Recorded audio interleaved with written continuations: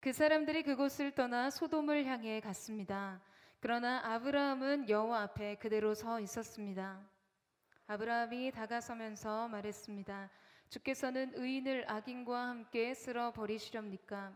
만약 그 성에 의인 50명이 있다면 어떻게 하시겠습니까? 그 성에 의인 50명이 있는데도 그곳을 용서하지 않고 정말 쓸어 버리시겠습니까? 의인을 악인과 같이 죽이고 의인을 악인처럼 대하시는 것은 주께는 있을 수 없는 일입니다. 온 세상을 심판하시는 분인 주께서 공정하게 판단하셔야 하지 않겠습니까? 여호와께서 말씀하셨습니다. 내가 소돔성에서 의인 50명을 찾으면 그들을 위해 그 온 땅을 용서할 것이다.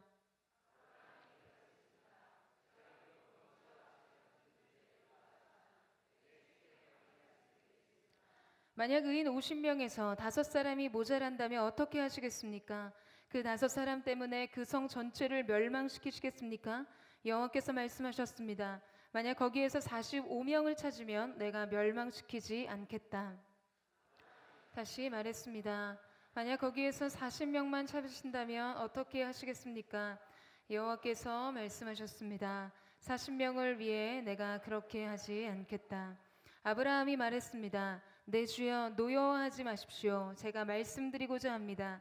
만약 거기에서 30명만 찾으시면 어떻게 하시겠습니까? 여호와께서 대답하셨습니다. 30명을 찾으면 내가 그렇게 하지 않겠다.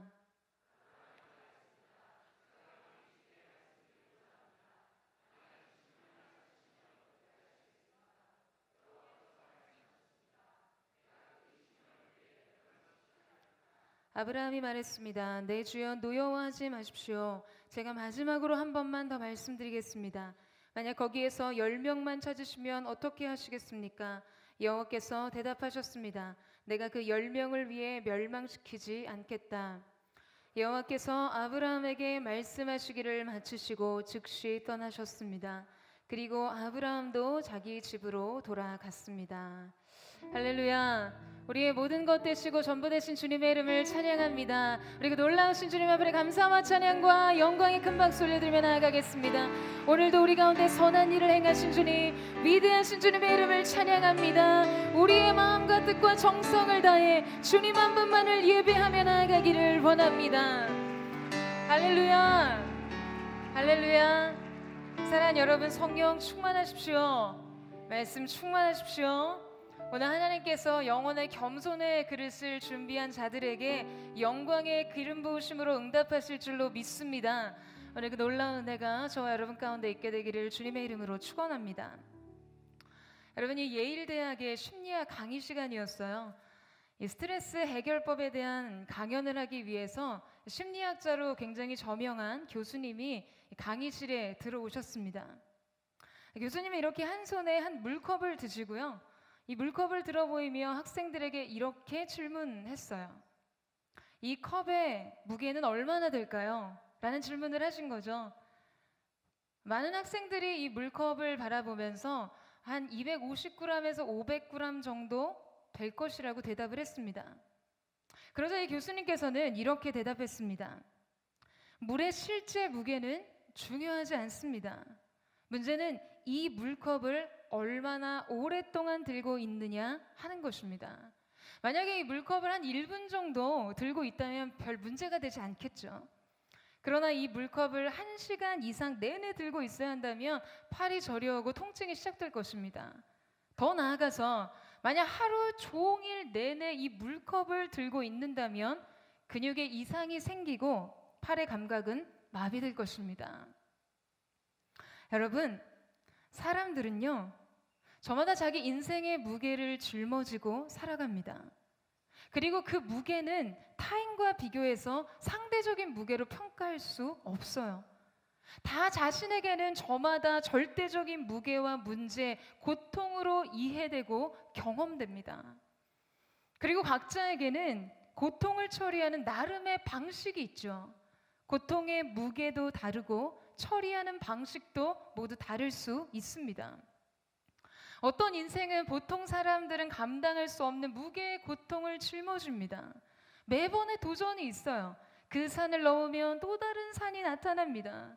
숨이 헐떡거릴 정도로 매번 그 고비를 넘어서다 보면 정말 괄목할 만한 성장에 있음과 동시에 굉장히 굴곡과 상당한 고통이 따르는 그 시간을 지나가게 되는 것이죠.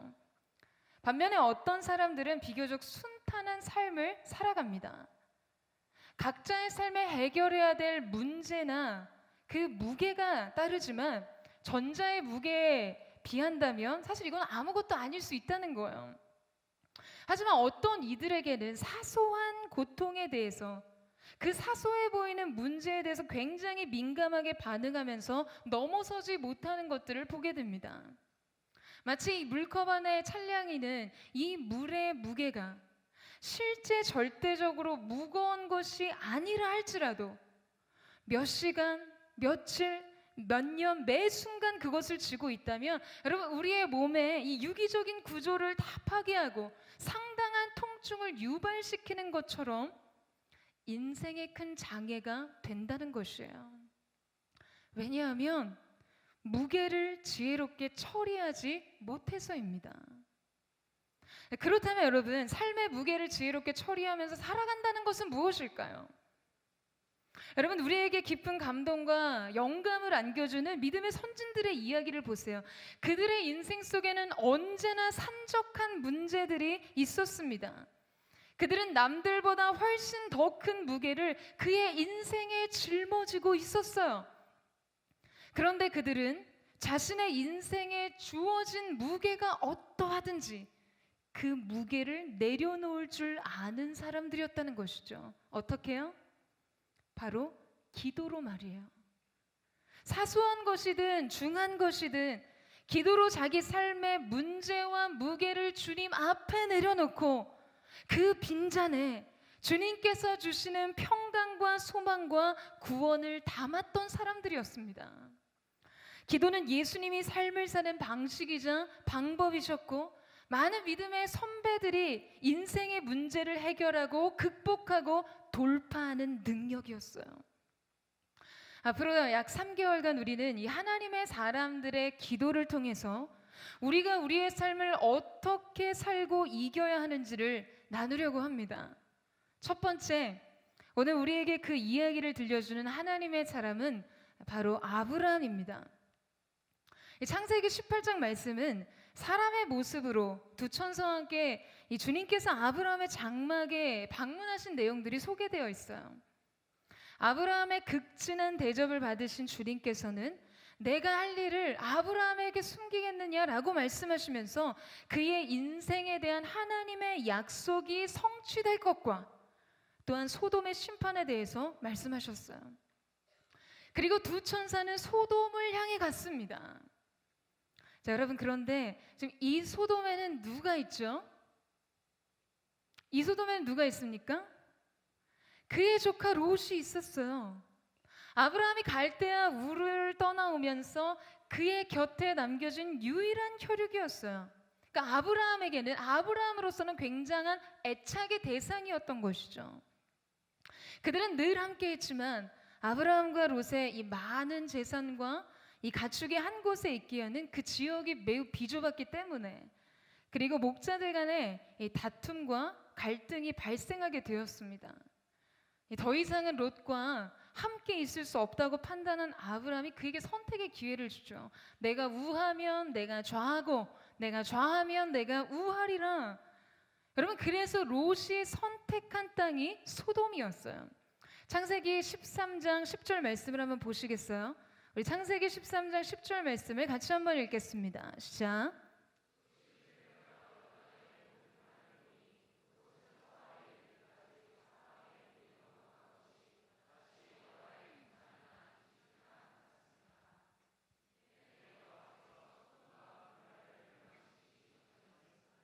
여러분, 생각해 보세요. 지금 롯에게도 보였던 그 땅이 아브라함 눈에는 안 보였겠습니까?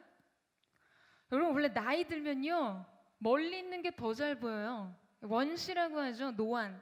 이 노안은 가까운 게 잘 안 보이고 멀리 있는 게 잘 보이잖아요. 저도 원시예요. 그래서 이 뒤에 앉으신 분들이 훨씬 더 잘 보여요. 지금 뭘 하시는지 전 잘 알고 있어요. 저희가 뭐 학창 시절 때 이 딴짓을 해도 선생님께 안 걸리려면 자리가 참 중요했습니다. 그런데 이 멀다고 잘 안 보이고 가깝다고 잘 보이는 건 아니라는 거예요. 여러분 방심하시면 안 돼요. 예배에서 사각지대란 없습니다. 어쨌든 여러분 아브라함도 봤다는 것이에요. 사방에 물이 넉넉하고 마치 그 윤택감이 여호와의 동산과 같이 보이고 그 풍요로움이 이집트의 나일강 같이 풍부함 같아 보이는 것을 그도 알았다는 것이죠. 정말 좋은 조건의 땅이었다는 것을 아브라함도 봤다는 것이에요. 그런데 아브라함에게는 그것이 중요하지 않았습니다. 저는 이 말씀 안에서 아브라함의 영적인 자존감을 발견할 수가 있었어요. 아브라함은 하나님의 언약 속에서 지금 어떤 축복의 다른 대상과 조건보다도 그 자신이 복의 근원이라는 사실을 온전히 믿고 있었어요. 여러분 우리 청년들도 진로의 수많은 기로에 서서 복을 쫓아갑니다. 눈에 보기에 좋은 것들, 풍요로운 삶, 베러 라이프를 쫓아가느라 급급해요. 어디에 숨겨진 축복이 있을까? 그런데 안타깝게도 정작 자신이 누군지는 모릅니다. 사명의식이 희미해요. 부르심이 중요한 표대가 되지 않으니까 길을 찾지 못해요. 목적이 흔들립니다. 그냥 맹목적인 감각만 발달할 뿐이에요. 그냥 먹이를 찾아 헤매는 하이에나처럼 더 좋은 삶, 더 풍요로운 삶, 더 많이 가진 삶을 선택하기 위해 촉각을 세우고 살아갑니다. 치열하게 선택해요. 여러분 그런데 아브라함은 달랐어요. 그의 선택의 기준은 그 자신이 하나님의 축복을 입은 존재라는 사실 안에서 시작합니다. 자신이 누구인지, 하나님이 자신을 어떤 존재로 부르시는지부터 시작하는 거예요. 사랑하는 여러분, 저는 여러분에게 이러한 영적인 자존감이 있게 되기를 주님의 이름으로 축원합니다. 당장 눈앞에 보이는 축복이 여러분의 미래에 어떨지는 아무도 모른다는 것이에요. 롯을 보세요. 그에게는 영적인 안목도 말씀을 기준으로 사는 믿음도 없었어요. 그냥 영적인 철부지처럼 눈에 좋아 보이는 대로 자기 마음에 좋게 느껴지는 대로 인생을 살았던 사람입니다. 여러분 얼마가는요 그런 성공이 꽤 그럴싸해 보입니다. 우리는 너무 쉽게 설득당해요. 그러나 그것은 오래가지 못합니다. 마치 모래 위에 지은 집과 같이 무너져 내리게 되어 있어요. 아브라함은 바로 이 롯에게 닥친 소돔의 심판을 하나님으로부터 들었던 것이죠. 자, 그리고 어떤 일이 이어지죠? 22절 말씀 보시겠어요? 우리 22절 말씀을 같이 한번 읽겠습니다. 시작.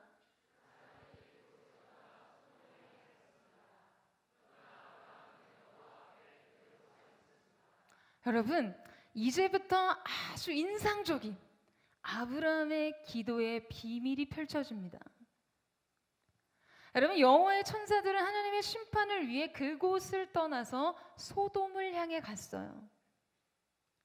바로 이 장면에서 성경은 그 순간 아브라함이 택한 방식에 우리의 주의를 기울이게 합니다. 그러나 아브라함은 여호와 앞에 그대로 서 있었습니다. 그러나 그대로 여호와 앞에. 여러분 이 표현에서 무엇을 느끼세요? 이 반전의 표현은 지금 우리가 생각하는 방법과 방식대로 아브라함은 행동하지 않았다는 것을 강조해주고 있는 것이에요. 제가 이 소돔과 고모라의 이야기를 저희 조카 지안이에게 해주었어요. 지안아, 아브라함의 조카 롯이 살고 있었던 소돔성을 하나님이 심판하시겠다는 계획을 알려주신 거야. 그러니까 이모에게 지안이 같은 너 같은 조카 말이야. 그랬더니 이 지안이가 바로 얼굴을 엄청나게 일그러지고 당황스러워해요. 그러면서 다급하게 묻습니다. 그래서 이모, 그래서 어떻게 했겠어 아브라함이? 그랬더니 지안이가 대답합니다. 당장 소돔으로 가야지. 여러분, 저 같았어도 바로 소돔으로 달려갔을 거예요. 아니, 제 조카들이 소돔에 있는데 하나님이 불과 유황으로 심판하시면서 내가 유경아 너에게는 말해줄게 라고 하시는 즉시 저는 정말 관우에게 적토마라도 빌렸을 거예요. 하나님의 천사들이 사람의 모습으로 왔잖아요. 사람의 모습으로 왔기 때문에 그들의 걸음보다 더 빨리 소돔에 도착해서 조카들을 몽땅 데리고 탈출했을 거예요. 그러니까 어떻게든 전략적으로 여호와의 천사보다 소돔에 먼저 도착해서 조카를 구원할 방법을 생각했을 거예요. 하다 정 안 되면 정말 천사 발이라도 걸어서 주저앉게 하고 바짓가랑이라도 붙잡고 늘어질 거예요. 여러분, 저만 그런가요? 아니, 자기 사랑하는 사람이 멸망의 도성에 있다는데 여러분, 그럼 남의 집 불구경하듯이 그냥 그렇게 계실 거예요? 대단하세요. 네, 아브라함에게 롯은 여러분 그의 아비 집에서 그와 함께한 유일한 혈육이었습니다. 갈대아 우르를 떠날 때 유일하게 그와 함께 했었던 자였어요. 그에겐 아마도 근본적인 어떤 외로움이 있었을 거예요. 조카는 자신에게 자기의 뿌리를 생각하게 하는 그런 존재였을 것입니다. 여러분, 여러분에게 있어서 롯은 누구입니까? 여러분에게 있어서 롯은 무엇일까요? 우리 인생에 저마다 품고 있는 롯이 있어요.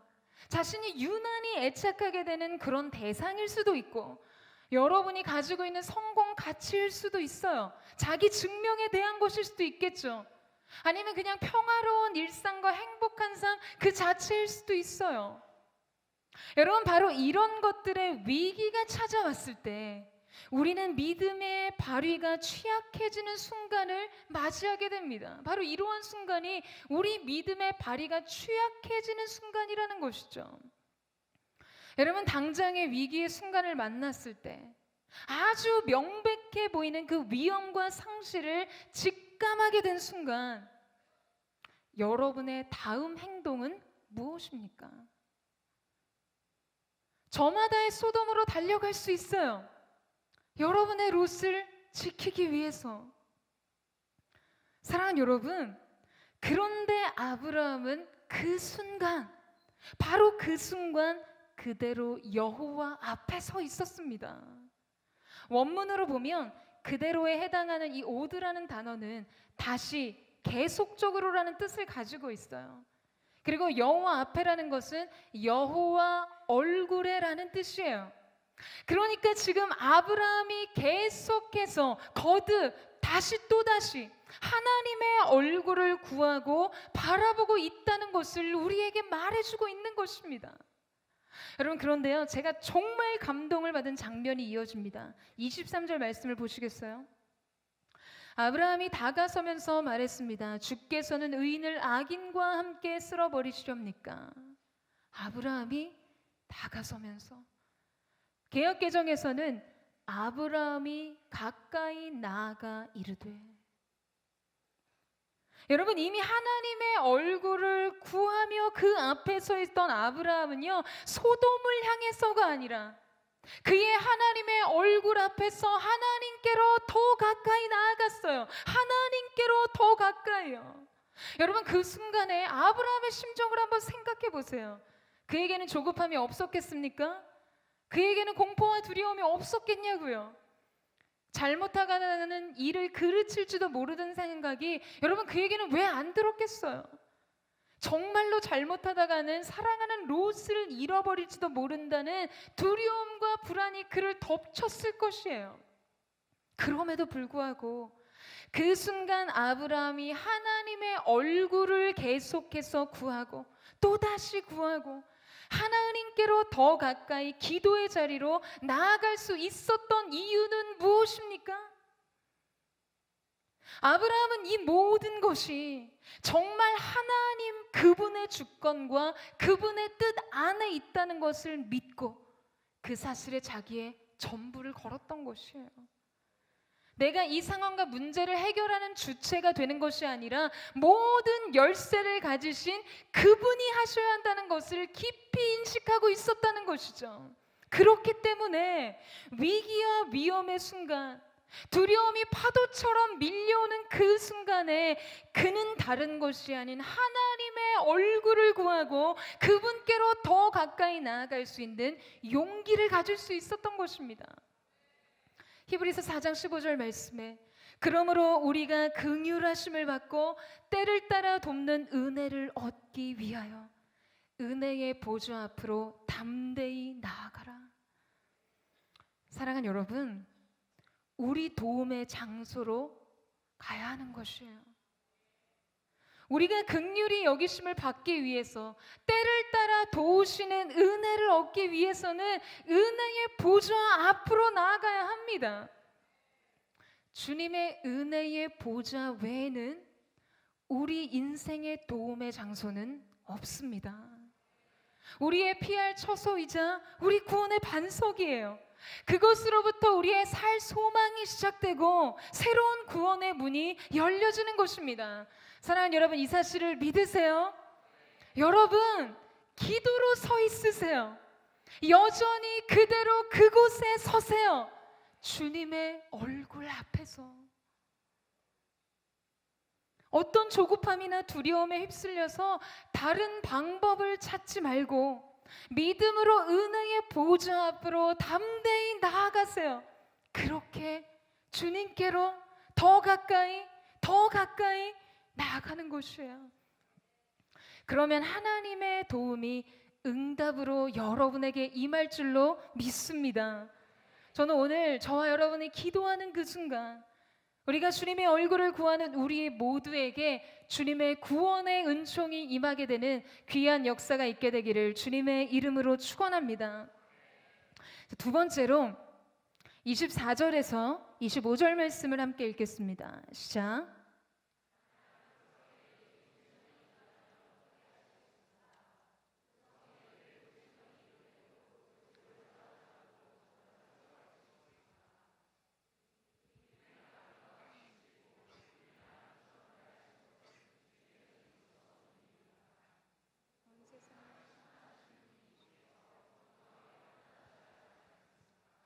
여러분, 아브라함이 말하기 시작합니다.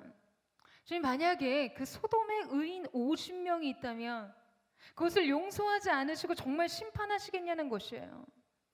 그것이 하나님의 공의를 세우는 일이라고 지금 호소하고 있는 것이죠. 여러분, 그런데 사실 아브라함의 기도는 하나님의 공의에 호소하는 기도가 아니라 하나님의 긍휼에 호소하는 기도입니다. 아주 본질적으로 성경이 말하는 의인은 어떤 사람일까요? 그의 행위가 옳고 완전한 사람이 의인이 아니에요. 여러분, 하나님의 불꽃 같은 그분의 시선 속에서 그런 의인은 세상에 존재하지 않습니다. 하 목사님께서 그런 말씀을 하신 적이 있었어요. 세상에는 딱 두 종류의 사람만이 있습니다. 들킨 죄인과 들키지 않는 죄인. 여러분, 공감되지 않으세요? 우리 모두 이 두 부류 안에 있어요. 그것이 우리의 본질이에요. 여러분, 인간의 의로움이란 오직 하나님과의 관계성 안에서만 부여할 수 있고 이해될 수 있는 것입니다. 의인을 재정의하자면 의인은 용서받은 죄인이에요. 믿음으로 의롭다 하심을 입은 것이죠. 그리스도의 의로 옷 입는 것이에요. 그러니까 만약 하나님이 소돔을 심판하지 않으신다면 그것은 아주 근본적으로 의인의 의로움 때문이 아니라 그를 의롭다 하신 하나님의 긍휼에 있는 것입니다. 사랑하는 여러분, 저는 아브라함이 결코 이 사실을 모르지 않았다고 믿어요. 더욱이 아브라함이 하나님 앞에 드린 이 50명이라는 숫자를 생각해 보세요. 여러분, 그것이 무엇을 의미한다고 생각하세요? 당시 소돔의 인구를 정확하게 파악할 수는 없지만 이 아수르의 수도 니느웨가 BC 700년경에 그 도시의 인구가 한 60만 명이라고 학자들은 추정합니다. 연대기적인 차이는 물론 있지만 여러분, 이 소돔이 굉장히 비옥한 평지에 위치하고 있었던 것으로 보면 지금 그 성의 전체 인구가 상당했을 것이라는 예측이 가능하다는 거예요. 그럼 엄청난 인구가 사는 그 성에 아브라함이 몇을 말하는 겁니까? 의인 50명을 말하고 있다고요. 심지어 거듭 줄어서 의인 10명의 숫자를 가지고 기도하죠. 그런데도 아브라함이 이렇게 적은 수를 내세워서 소돔 성의 구원에 대해 호소하고 있는 것은 그 큰 성에 존재하는 의인 10명을 위해서라도 구원을 베푸실 하나님의 긍휼을 믿었기 때문입니다. 사랑하는 여러분, 오늘 저와 여러분이 하나님 앞에 나아가서 그분의 구원과 은혜를 얻기 위해 기도할 수 있는 근거는 무엇에 있을까요? 여러분, 우리의 기도의 근거는 무엇에 있습니까? 전적으로 하나님의 긍휼에 있어요. 여러분, 이 사실을 믿으십니까? 우리가 우리 영혼의 도움의 장소인 은혜의 보좌 앞에 담대히 나아갈 담력이 무엇으로 생깁니까? 여러분, 성경은요, 우리가 성소로 나아갈 담력을 얻었다라고 얘기를 해요. 아니, 무슨 유령의 집 들어가는 것도 아닌데 성소에 들어가면서 왜 담력이 필요할까요? 여러분, 원래 이것은 매우 두려운 일이었던 거예요. 왜냐하면 우리 모두는 거룩하신 하나님 앞에 설 자격이 없기 때문이죠. 여러분, 구약시대의 제사장은요, 지성소에 1년에 단 한 번 들어가면서도 발에 방울과 줄을 메고 들어갔어요. 혹시 그에게 숨겨진 죄가 발견이 돼서 그 자리에서 심판을 받아 죽게 되면 여러분, 그 시체를 누가 끌어다가 장사를 지내겠어요?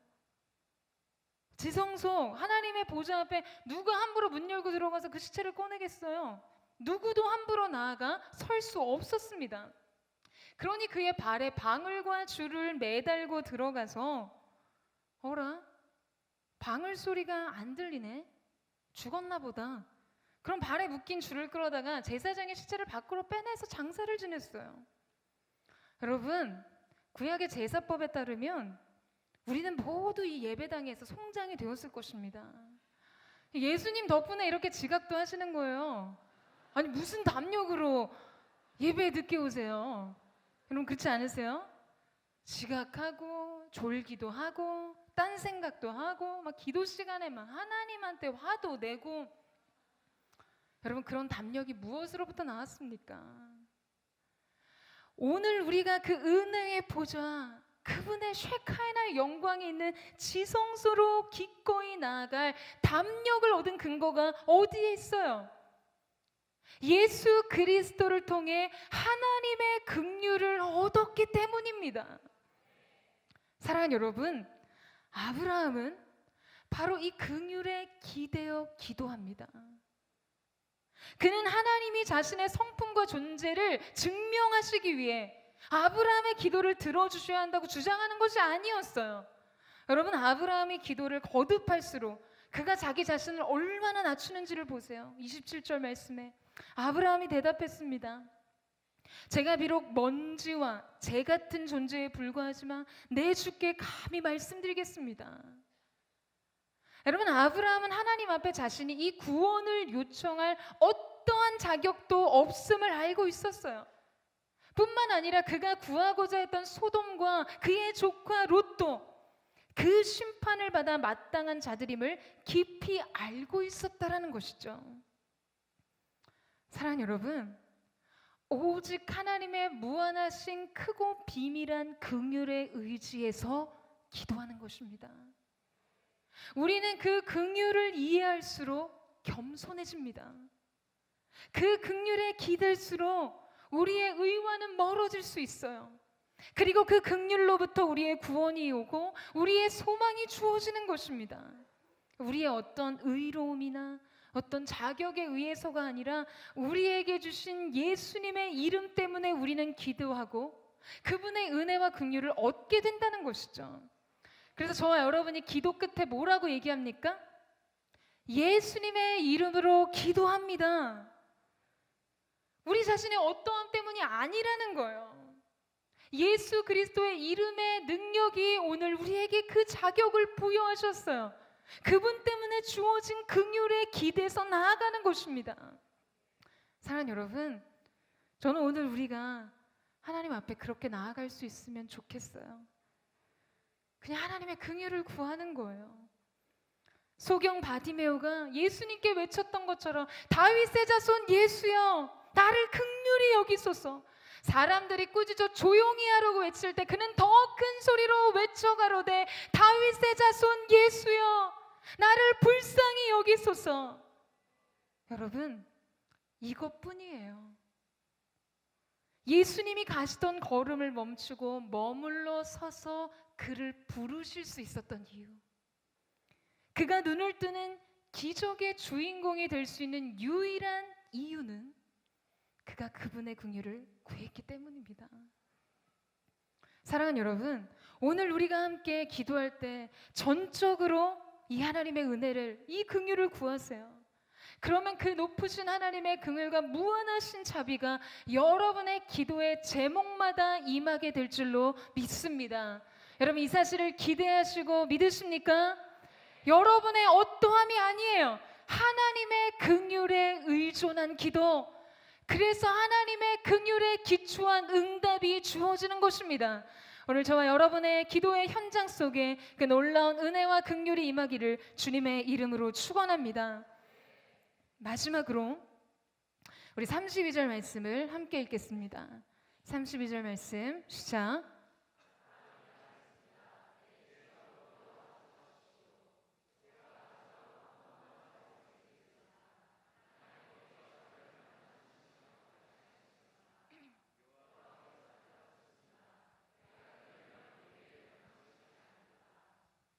의인 50명, 45명, 40명, 30명, 20명, 여러분 그리고 이제 10명이에요.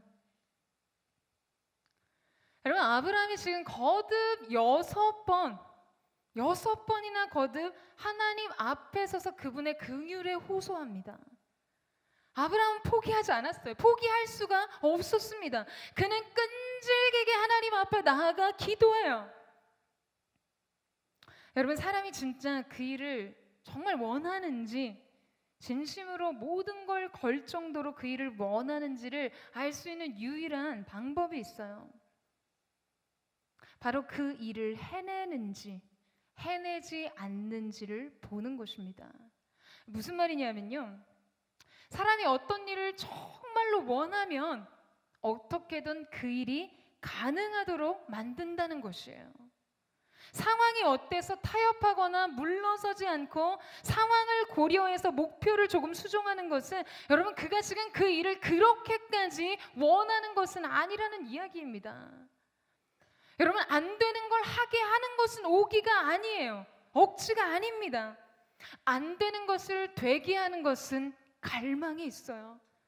절실함에 있습니다. 아브라함은 그렇게 6번을 거듭해서 하나님 앞에 섰다는 것이에요. 여러분, 히브리 숫자로 6이라는 숫자는요, 매우 의미 있고 상징적인 숫자입니다. 이 룻기에 보면 보아스가 이 룻에게 보리를 6번 세워줬다라고 기록을 하고 있는 것을 보게 되죠. 보아스는 왜 룻에게 6번 보리를 대어주었을까요? 나오미는 보아스가 룻에게 6번 보리를 세워줬다라는 이야기를 듣고 즉각적으로 그 의미를 알아차렸습니다. 여러분, 이 7이라는 숫자는요, 완전수로서 안식을 상징한다면 이 6이라는 숫자는 노고와 봉사의 수입니다. 하나님께서 천지를 창조하실 때 6일간 일하시고 7일째 되는 날 안식하셨어요.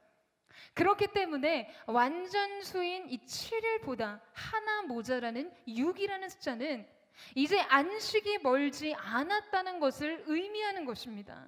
동시에 그 안식을 위해 충분한 수고와 노고로 헌신했다는 것을 의미하는 것이죠.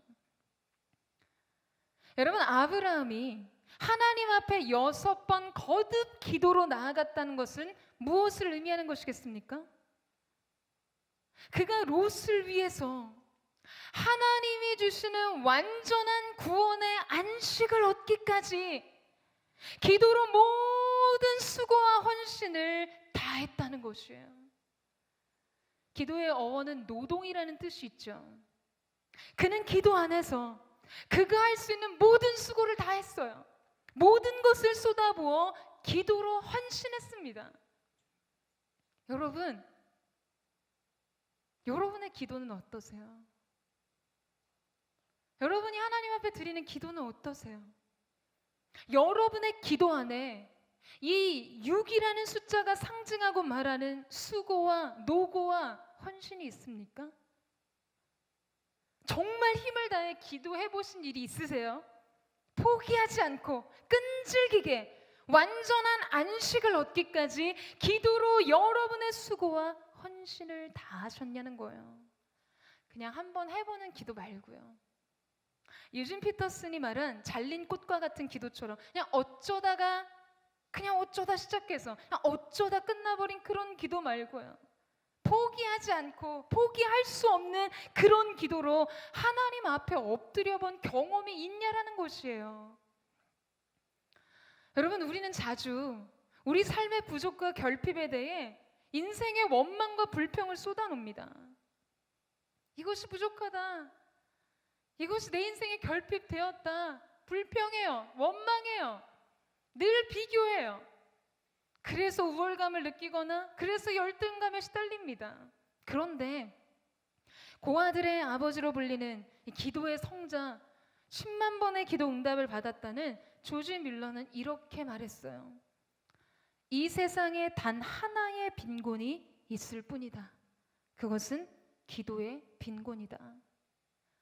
인생의 부족은 기도의 부족에서 나오는 것이라는 도전이에요. 여러분, 고아들의 아버지, 늘 수많은 고아들의 다음 끼니를 걱정해야 했던 여러분 조지 밀러의 말이라고 누가 상상이나 할 수 있겠어요? 그는 경험했던 거예요. 그가 그의 기도의 수고를 다할 때 하나님이 주시는 공급과 구원과 그분의 소망이 온다는 것을 말이죠. 여러분, 기도가 마치면 응답이 언제나 그 앞에 기다리고 있었어요. 여러분, 이것이 얼마나 멋진 경험입니까? 하지만 동시에 이것은 응답이 오기까지 기도했다는 말이기도 합니다. 사랑하는 여러분, 삶에서 부족하다고 모자라다고 결핍되었다고 느끼는 부분이 있다면 기도로 채우세요. 기도하되 여러분의 수고를 다하세요. 헌신을 다하세요. 여러분이 기도하고 싶다는 열망이나 기대가 절대 여러분의 기도의 분량을 채워줬다고 생각하지 마세요. 아멘. 기도하겠습니다. 뭐 이런 리플 있잖아요. 또 이런 순간에 이렇게 반응을 또 해주시는데요. 여러분, 문자에 그런 말 잘 쓰시잖아요. 아멘. 기도하겠습니다. 누군가 이야기 들으면 기도하겠습니다. 기도할게요. 여러분, 이런 리플이 여러분의 기도 아니에요. 착각하시면 안 돼요. 기도할게요. 기도하고 싶어요. 그게 여러분의 기도가 아니라는 거예요. 기도에 대한 기대가 여러분의 기도의 분량을 채워준다고 착각해서는 안 되는 거예요. 기도의 자리에 있다고 해서 여러분이 기도하고 있는 것은 아닐 수 있다는 거죠. 기도의 수고가 필요합니다. 기도의 헌신이 필요해요. 사랑하는 여러분, 아브라함처럼 절실함과 그 하나님의 긍휼에 대한 갈망을 가지고 기도하되 끝까지 기도하는 것입니다. 포기하지 말고 끈질기게 기도하세요. 그래서 여러분의 기도의 수고와 헌신으로 마침내 하나님께서 주시는 구원의 안식이 임하게 되기를 주님의 이름으로 축원합니다. 저는 이런 기도에 대한 경험이요, 저와 여러분의 인생 속에 쌓이게 되기를 원해요. 여러분, 이것이 인생 속에 가장 능력 있는 무기요 삶을 살아가는 도구인 줄로 믿습니다. 여러분, 그런 능력의 도구를 여러분의 인생 속에 얻게 되는 귀한 믿음의 사람들 되시기를 주님의 이름으로 축원합니다. 이제 아브라함은 이 하나님만이 주실 수 있는 7의 완전한 안식의 구원을 바라면서 자기의 처소로 돌아갑니다. 자, 여러분, 그리고 어떤 일이 일어났을까요? 창세기 19장 29절의 말씀인데요. 우리 같이 한번 이 말씀을 함께 읽겠습니다. 시작.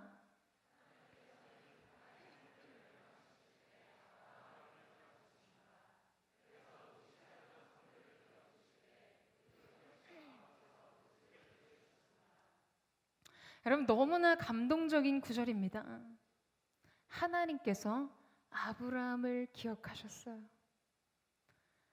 멸망받아 마땅한 그 성을 뒤엎으실 때, 그분의 진노의 잔을 쏟으실 때, 그분의 공의로운 심판을 이행하실 때, 그때 바로 그 간절한 청을 기억하셨던 것이죠.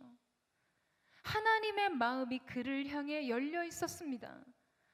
소돔과 고모라의 불과 유황이 쏟아질 때 아브라함은 그곳에 없었지만 그의 기도가 거기 있었어요. 그의 기도가 하나님을 일하시게 했어요. 하나님께서는 그 기도를 통해 여러분 영적인 눈이 어두워졌던 그 롯이 그의 영안을 열으셔서 하나님의 천사들을 알아볼 수 있도록 하셨어요. 하나님의 천사들은 사람의 모습으로 왔었기 때문에 여러분 롯에게 영적인 눈이 열려져 있다면 결코 알아볼 수 없었습니다. 긴박한 심판의 날이 다가올 때조차 이생의 욕심에 집착하는 롯의 가족을 강권하여 천사들이 그들을 이끌었어요. 아브라함이 직접 롯의 손을 붙잡을 수는 없었지만 하나님의 천사들이 롯과 그의 가족을 이끌었고, 그럼에도 불구하고 이전의 삶에 대한 미련으로 지체하는 그들을 여러분 이 롯이 소알성에 도착하기까지 하나님께서는 소돔의 심판을 유보하십니다.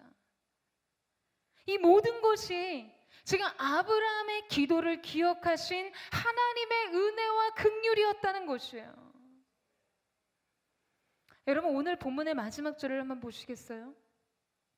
여호와께서 아브라함에게 말씀하시기를 마치시고 즉시 떠나셨습니다. 그리고 아브라함도 자기 집으로 돌아갔습니다. 여러분 아브라함의 기도는 무력하게 어떤 것도 바꾸고 그냥 변화시키지 못한 채 그냥 그렇게 끝나버린 것 같았지만 하나님께서는 잊지 않으셨어요. 그의 기도는 그가 갈 수 없었던 곳에 있었고 그가 할 수 없는 일을 해냈습니다. 사랑하는 여러분, 이것이 기도의 능력입니다. 그리고 그 기도를 들으시는 하나님 아버지 도움의 긍휼이에요. 여러분 때로 우리도 그냥 아브라함처럼요 굉장히 쓸쓸하게 또는 가슴 아픈 마음을 끌어안고 더 이상은 기대할 것이 없는 기도의 종착지에 가 닿을 때가 있습니다. 그냥 아무것도 얻은 것 없이 변화된 것 없이 그냥 집으로 돌아가는 것 같은 공허한 마음, 낙심한 마음이 있을 수 있겠죠. 우리 기도의 현장에서 우리가 하나님 앞에 드린 기도가 그냥 그렇게 허무하게 끝나버린 것 같이 느껴질 때가 있다는 거예요. 여러분 그러나 하나님께서 반드시 여러분을 기억하고 계십니다. 그분 앞에 서서 그분의 긍휼을 구했던 여러분의 눈물 어린 기도를 기억하고 생각하세요. 그래서 여러분의 인생의 결정적인 순간에 여러분의 기도를 기억하시고 여러분을 생각하셔서 가장 놀라운 은혜와 구원의 손을 펼쳐 주실 것입니다. 사랑하는 여러분, 낙심하지 마세요. 여러분 우리 낙심하지 말아요. 하나님이 모두 듣고 계세요. 하나님이 모두 기억하고 계세요. 하나님이 여러분을 생각하고 계세요. 사랑하는 여러분, 어떠한 일을 만나든지 그 도움의 장소에 서세요. 그리고 그곳에서 하나님의 얼굴을 구하되 계속해서 구하고 거듭해서 다시 그분의 얼굴을 구하세요. 그러면 하나님께서 여러분을 기억하셔서 여러분의 기도에 완전한 구원의 안식으로 응답해 주실 것입니다. 여러분 이 사실을 믿으세요? 우리의 기도는 우리가 갈 수 없는 곳을 가고 우리의 기도는 우리가 할 수 없었던 일들을 해낼 것입니다. 그리고 우리가 함께 해줄 수 없었던 사람에게 찾아가 하나님의 구원을 이루실 것이에요. 여러분, 이 사실을 믿으세요? 그래서 하나님은 언제나 하나님의 사람들의 기도를 통해 그분의 일을 이루시고 그들의 기도를 통해 그들의 인생을 완성하십니다. 저는 오늘 저와 여러분이 그 영혼의 도움의 장소에 서서 우리 모두의 기도를 결코 잊지 않으시고 기억하신 하나님의 은혜의 날개 그늘 아래 거하게 되기를 주님의 이름으로 축원합니다. 여러분, 다른 거 필요 없어요. 여러분이 어떠한 삶을 살았든 하나님 앞에서 여러분 자신을 어떠한 존재로 인식하든 오늘 우리의 기도가 주 앞에 드려질 수 있는 유일한 근거는 그분이 우리를 긍휼히 여기신다는 사실이에요. 우리의 어떠함이 아닌 하나님의 사랑의 성품과 그분의 긍휼로부터 오는 구원의 응답을 얻기까지 긍휼에 기대어 기도하는 것입니다. 오늘 이 시간 우리가 함께 찬양하며 기도하며 우리 도움의 장소로 나아가기를 원합니다. 하나님, 우리가 은혜의 보좌 앞에 우리를 긍휼히 여기시고 때를 따라 도우시는 그 은혜를 얻기 위해 담력을 가지고 담대히 주님의 보좌 앞으로 나아갑니다. 우리가 그 임재의 지성소 안에서 긍휼을 구할 때 다윗의 자손 예수여 나를 불쌍히 여기소서. 오늘 주님 앞에 구하는 우리의 모든 기도에 응답하시는 주님의 놀라운 은혜가 있게 하여 주옵소서.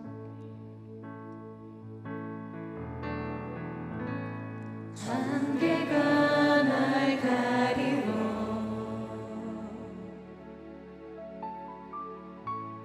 내 믿음은 들리려 할 때 나 주님께 나아가네. 주님은 산 같아서 주님은 산 같아서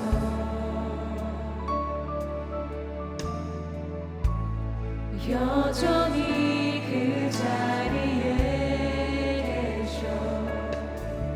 눈을 들면 보이리라 날 위한 그 사랑. 주는 나의 도움이시며 주의 계획 영원하시며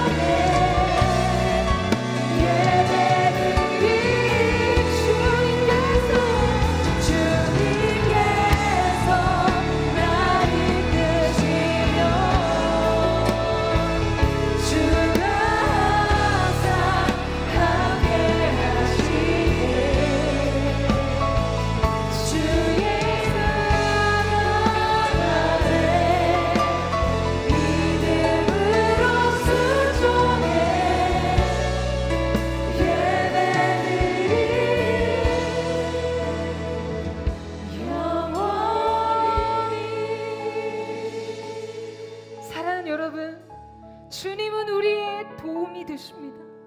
주님은 우리의 피할 바위가 되시며 우리의 구원의 산성이 되시는 줄로 믿습니다. 오늘 우리가 하나님 앞에 기도하며 나아갈 때 우리가 오직 하나님의 긍휼을 구하는 기도로 주 앞에 서기를 원합니다. 거룩하신 주님, 다윗의 자손 예수여, 나를 불쌍히 여기소서. 다윗의 자손 예수여, 나를 긍휼히 여겨 주시옵소서. 다른 것이 아닌 우리를 향한 하나님의 무한한 긍휼에 호소하며 주님 도와주십시오. 주님 돌아봐 주십시오. 주님 우리를 살려주십시오. 우리를 새로운 구원의 문 앞에 서게 하시고 주님 열어주신 새롭고 산 길이 되신 예수 그리스도와 함께 새로운 삶을 향해 나아가게 하여 주시옵소서. 우리 전심으로 주의 음을 듣고 주님의 긍휼을 구하며 우리 합심한 동성으로 기도하겠습니다. 주여, 거룩하신 주님, 오늘 이 시간 우리가 하나님 앞에 간구하며 나아갑니다. 오직 우리를 불쌍히 여기시는 그리스도의 긍휼에 힘입어 주님의 은혜의 보좌 앞으로 담대히 나아가기를 원합니다. 오셔서 은혜와 긍휼을 베풀어 주시고 한 사람 한 사람의 인생 속에 하나님의 뜻과 구원의 안식을 부어주시는 거룩한 은혜가 있게 하여 주시옵소서. 믿음의 눈을 들어 주님을 바라봅니다. 주님을 소망하는 믿음으로 주 앞에 서기를 원합니다. 오늘 우리로부터 시작되지 않은 오직 하나님으로부터 시작된 놀라운 은혜를 우리가 얻기를 원하오니 거룩하신 주님, 거룩하신 성령님 오셔서 주님의 일을 이루시고 한 사람 한 사람 인생 속에 모든 인생의 두려움을 거두시고 새롭게 역사하시는 주님의 은혜가 드러나게 하여 주옵소서. 주님은 우리의 도움이시며 우리의 피할 반석이 되심을 선포하며 나아갑니다. 용서하여 주시옵소서. 주님, 한 사람 한 사람 인생 속에 주님의 마음을 부어주시고 주님의 뜻을 나타내 보여주시기를 원합니다. 오늘 우리의 심령 속에 하나님의 일들이 나타나기를 원하고 거룩하신 주님 역사하여 주옵소서. 두려움을 놀라지 말라. 나는 너의 하나님이 됩니다. 내가 너를 굳세게 하리라. 내가 참으로 너를 너로 성을 붙들어 주리라. 말씀하시기를 약속을 듣게 하여 주옵소서. 주와 항상 함께 하시는 주님, 예수님이 그 다시던 걸음을 머물러 서시며 그를 부르사. 내가 원하는 것이 무엇이냐 질문해서 바꿔서 오늘 주의 긍휼을 원하는 사람들 속에 주님 역사하여 주옵소서. 주님 역사하여 주옵소서. 사랑하는 여러분, 소경 바디메오는 외쳤어요. 다윗의 자손 예수여, 나를 불쌍히 여기소서. 여러분, 우리가 하나님의 긍휼을 호소하고 긍휼 앞에 설 때 우리에게 첫 번째 주어지는 방해가 무엇인 줄 아십니까? 주변에 수많은 사람들이에요. 꾸짖어 가로되 잠잠하라. 무언가 반드시 하나님의 긍휼에 기대어 그분의 얼굴을 구하는 우리의 기도를 방해하는 주변의 세력들이 존재합니다. 그것이 상황과 환경의 문제, 삶의 조건의 문제일 수도 있고요, 사람의 문제일 수 있어요. 중요한 것은 그의 본질이 바디메오가 예수 그리스도를 향한 그의 긍휼을 호소하는 기도를 멈추게 하려고 했다는 것이에요. 오늘 여러분이 하나님의 긍휼을 구할 때 동일한 일이 있을 것입니다. 여러분의 가정 안에서, 주어진 환경과 상황 안에서, 여러분의 관계 속에서 누군가가 그 긍휼에 호소하는, 그래서 하나님의 구원의 안식의 응답을 받지 못하도록 꾸짖어 이르되 잠잠하라. 여러분 어떻게 하시겠어요? 바디메오가 맹인이었다는 것은요, 그 가진 것이 없다는 거예요. 사회적 지위가 없다는 거예요. 버림받았다는 거예요. 날 때부터 소경된 자에게 그들을 보며 제자들이 물었어요. 이 사람의 죄입니까? 아니면 부모의 죄 때문입니까? 선택하지는 않는 고통 앞에 서 있는 자를 향해서요, 누구의 죄냐고 따지는 것이 세상 사람들의 관점이에요. 여러분이 인생의 고통의 문제를 당하고 아픔의 문제를 직면할 때 누군가는 여러분에게 왜 그런 일이 일어났지? 뭐가 문제지? 라고 질문할 수 있어요. 그 연약한 순간 사람들의 시선과 한마디 한마디가 뼈아픈 가시처럼 그의 심령을 되받아칠 때도 바디메오의 모습을 보세요. 그가 더 크게 외쳐가로되 다윗의 자손 예수여, 다윗의 자손 예수여, 나를 불쌍히 여기소서. 그의 기도를 멈추지 않았다는 것이에요. 사랑하는 여러분, 여러분이 기도로 나아가기를 주님의 이름으로 축복합니다. 이렇게 나아갈 때 예수님께서 그를 부르셨어요. 그를 부르실 때 성경은 의미 있는 장면을 우리에게 설명해 줍니다. 바디메오가 그의 겉옷을 벗어버리고 예수께로 달려가니, 사랑하는 여러분, 팔레스타인 지방에서의 겉옷은요 소유의 재산의 역할이었어요. 그래서 그 겉옷을 벗어버렸다는 것은 자기의 가장, 바디메오와 같이 사회적 지위가 없고 가난한 자에게 있어서 겉옷을 벗어버렸다는 것은요 자신의 전부를 내려놓은 것과 같은 것이었어요. 예수님께로 가기에 거추장스러운, 세상이 보기에는 가치 있고 의미 있고 소유인 것 같지만 예수님께로 가기에는 거친 돌이 되는 모든 것을 제하고 예수님께로 달려가는 것입니다. 여러분, 이런 도전을 감당할 준비가 되셨습니까? 오늘 이 시간 우리가 하나님의 긍휼을 구한다는 것은 이 모든 것을 넘어서 그분께로 간다는 것이에요. 여러분이 기도로 하나님 앞에 나아가기를 원하시는 자리에서 일어나세요. 주님, 그 무엇도 하나님께로 가까이 가는 나의 걸음을 방해할 수 없습니다. 나를 향한 하나님의 구원의 안식을 누구도 빼앗을 수 없음을 선포합니다. 주님의 긍휼을 기대었습니다. 믿음의 눈을 들어 예수님을 바라봅니다. 우리 전심으로 주의 한번 부르짖고 합심하여 동성으로 기도하겠습니다. 주여, 아버지 하나님, 주님의 긍휼을 구할 때 우리가 오늘 찾아오는 수많은 방해 세력과 우리의 인생을 꾸짖는 세상의 소음을 듣습니다. 하나님의 사람들이 그 모든 것을 넘어설 수 있도록 도와주시옵소서. 모든 것을 넘어설 수 있는 믿음의 능력이 있게 하여 주시고 예수님께로 가는 그 방해되는 모든 거친 것을 벗어버릴 수 있는 믿음의 사람들이 될 수 있도록 역사하여 주옵소서. 주님께로 가는 우리의 걸음을 그 무엇도 방해할 수 없음을 선포합니다. 오직 예수께로, 오직 나를 부르시는 주님께로 나아가게 하여 주십시오. 모든 거친 돌을 넘어서 예수께로 더 가까이 나아가는 믿음의 사람들이 될 수 있도록 주여 역사하시고 함께하여 주옵소서. 그렇게 하시도록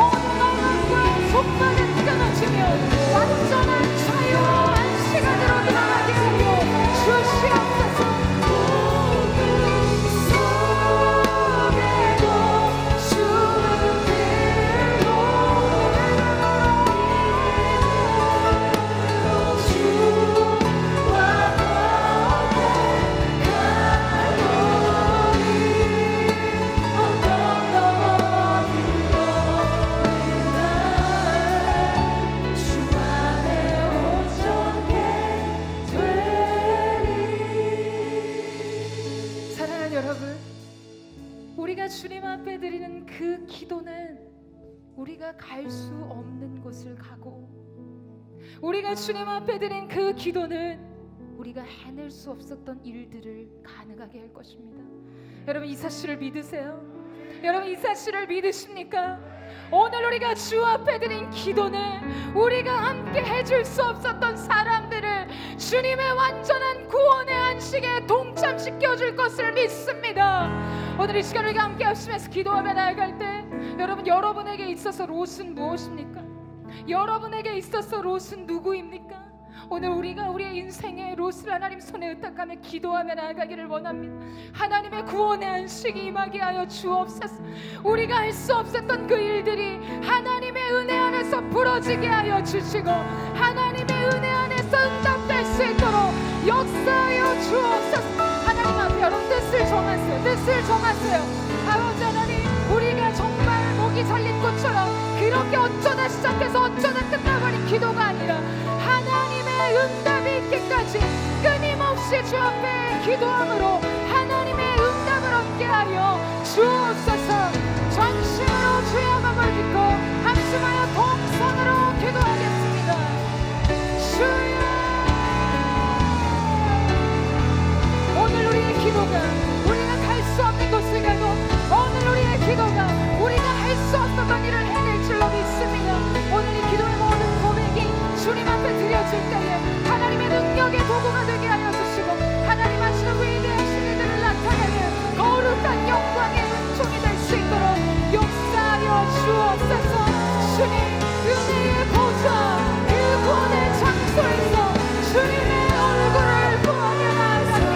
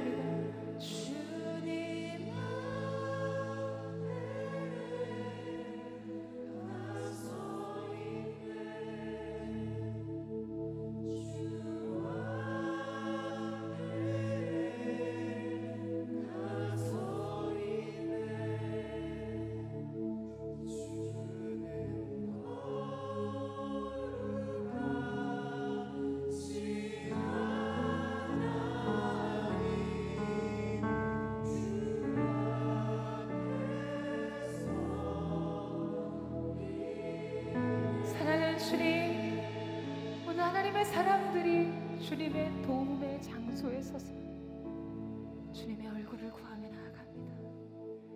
주님 오셔서 기름 부어 주옵소서. 주님 기름 부어 주시옵소서. 성령의 파도와 같이 오늘 우리 가운데 부어지게 하여 주시고, 위로부터 부어진 신선한 새로운 기름 부으심으로 말미암아 우리의 인생의 모든 것을 이기는 자들이 되게 하여 주시옵소서. 성령 충만케 하여 주옵소서. 말씀 충만케 하여 주시옵소서. 우리 마지막으로 전심으로 우리 성령의 기름 부으심과 성령의 충만을 구하며 주여 세 번의 주가 합심하여 동성으로 기도하겠습니다. 주여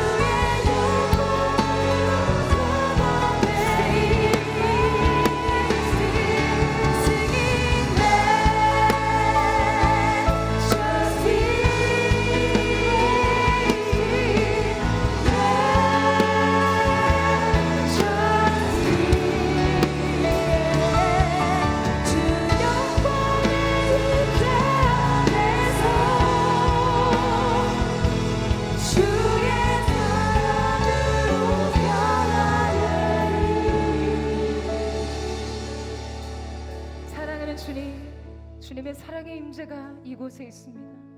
무한하신 은혜의 긍휼이 이곳에 있음을 믿습니다.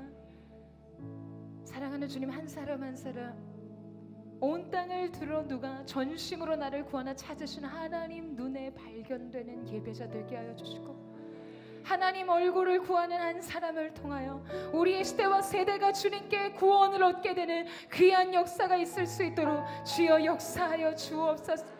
하나님의 긍휼을 구하며 나아갈 때 우리를 방해하는 모든 것은 방해의 파도의 세력을 넘어서서 우리의 인생이 예수님께로 나아가는 모든 걸음을 방해하는 우리 인생에 가진 소유를 내려놓고 주님을 구하는 자 되게 하셔서 오늘 이들이 하나님 앞에 구하는 모든 기도의 제목에 구원의 안식의 응답을 허락하여 주시고, 이들의 인생이 하나님의 기적의 주인공으로 쓰임받는 거룩한 역사가 있게 하여 주옵소서. 성령님 기름 부어 주십시오. 한 사람 한 사람 머리 위에 친히 안수하셔서 이 세대와 시대를 변화시킬 거룩한 영적인 리더들로 세워지게 하여 주시옵소서.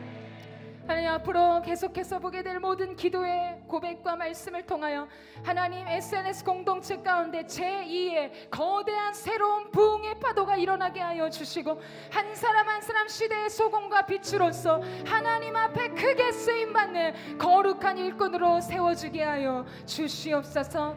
안심하라, 내가 너와 함께하리라. 우리와 함께 하시는 하나님으로 말미암아 큰 승리가 우리 안에 있을 줄로 믿습니다. 하나님 앞에 물질을 드립니다. 구별된 물질과 더불어 우리의 삶을 드리오니 이 물질과 우리의 삶의 헌신이 쓰임받는 모든 곳에 하나님의 나라가 확장되게 하시고 주님 이루시는 위대하신 일들이 나타나는 귀한 역사가 있게 하여 주옵소서. 이제는 우리 구주 예수 그리스도의 은혜와 우리 하나님 아버지의 무한하신 사랑하심과 성령의 감화 감동 교통케 하시며 위로하시며 충만케 하시는 은혜가 오늘 영혼의 도움의 장소에 서서 하나님의 얼굴을 구하고 또 구하며 다시 구하여 주님 앞에 끈질기게 포기하지 않는 기도로 자기의 인생을 드리는 사랑하는 SNS 공동체 믿음의 청년들, 이들의 심령과 가정과 손의 수고 위에, 이들의 장래 위에, 지금도 주의 복음을 땅끝까지 전하는 모든 선교사님과 그 사역 위에 이제부터 영원토록 함께 하시기를 간절히 축원하옵나이다. 아멘.